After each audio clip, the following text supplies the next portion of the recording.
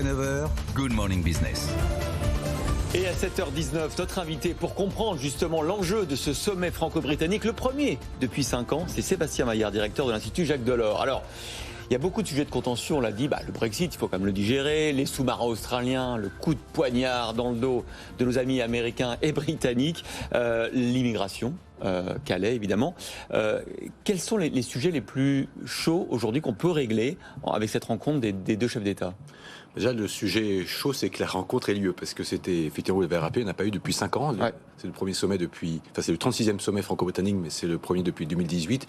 Et le fait qu'on ait comme ça laissé 5 ans sans que ces deux pays qui sont quand même deux pays du G7, deux membres permanents du Conseil de sécurité de l'ONU, de puissance nucléaire, ne se parlent quasiment plus, qui est parce que plus de visite ministérielle. Là, je dirais le fait que ce sommet ait lieu, c'est déjà en soi un très bon signal envoyé aux entrepreneurs et aux deux pays. Effectivement, vous avez signalé d'importants dossiers. On revient de loin, et il y a plusieurs, effectivement, le coup des sous-marins nucléaires, ça, effectivement, c'est resté en travers de la gorge.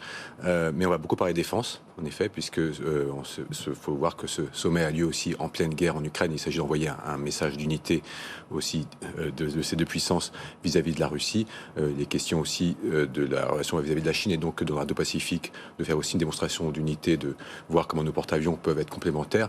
Il y aura peut-être une nouvelle génération de missiles qui sera aussi en tête. Mais en fait, je n'attends pas de grandes annonces en tant que telles. Encore une fois, le symbole est déjà là, fort, que ces deux pays se reparlent. Parce qu'on ne se parlait vraiment plus, parce qu'il y a les visites ministérielles officielles, mais vraiment les liens étaient rompus. On se souvient des déclarations de Theresa May un peu dures contre la France, mais vraiment on avait un lien rompu. Écoutez, quand vous parlez avec les diplomates du Quai d'Orsay, avec toute la haute administration, effectivement, c'était vraiment le profil bas. Il y a quasiment plus de visites. C'est tout l'inverse de ce qui se fait avec le franco-allemand, où le dialogue certes est compliqué, mais quand même permanent et à tout niveau.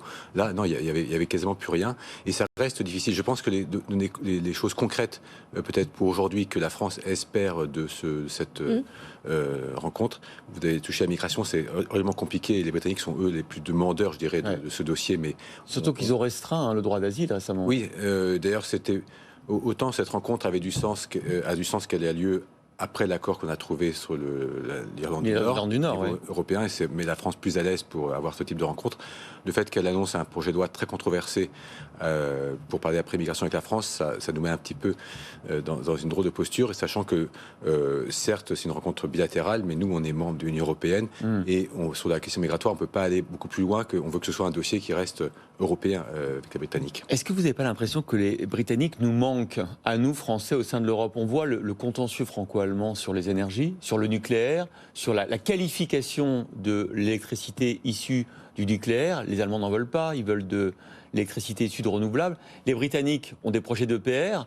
Est-ce qu'au fond, c'est pas un allié qui, au sein de l'Europe, nous était très utile? C'est un allié incontournable. Alors, on a parlé de la défense. Sur l'énergie, effectivement, il y a ce grand projet de réacteurs de type EPR que EDF espère bien emporter. Et ça, c'est d'ailleurs EDF qui est un grand opérateur outre-Manche. Donc là-dessus, effectivement, ça va être un des sujets d'aujourd'hui. Mais au-delà, effectivement, côté français, on voit bien que pour faire des affaires en Grande-Bretagne, les choses sont vraiment compliquées.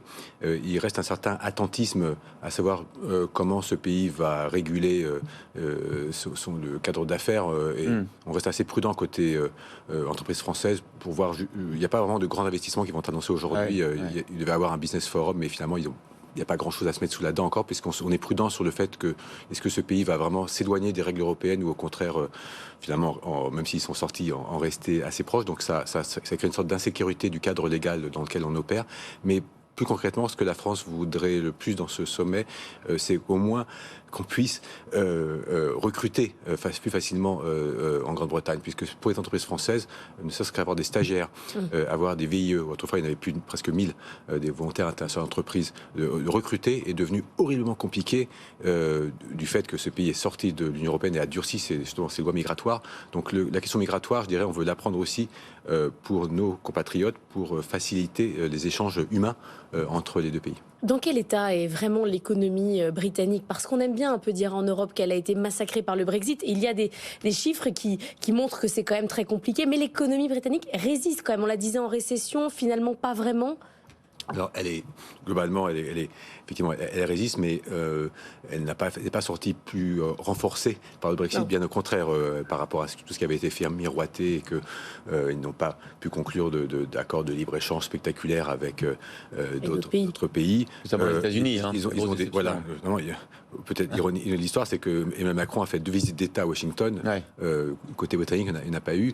Et puis, il y a des pénuries de main-d'œuvre énormément parce qu'ils veulent rester à l'immigration, mais pour retrouver des couvreurs, pour trouver. Ils ont perdu 1,3 million de travailleurs étrangers depuis le Brexit. Oui. C'est incroyable. Parce qu'en fait, l'ironie de l'histoire, c'est que le Brexit avait été notamment motivé par la question de la main-d'œuvre étrangère qui était jugée excessive et que les populistes avaient un peu mis en avant. Mais aujourd'hui, effectivement, la réalité de l'économie britannique, c'est qu'elle manque terriblement de personnes qualifiées pour des tas de métiers. Donc ça, c'est pour la croissance potentielle de Grande-Bretagne, c'est un vrai problème. Merci beaucoup, Sébastien Maillard, directeur de l'Institut Jacques Delors, de nous avoir éclairé sur les enjeux de ce sommet britannique, le premier donc depuis 5 ans.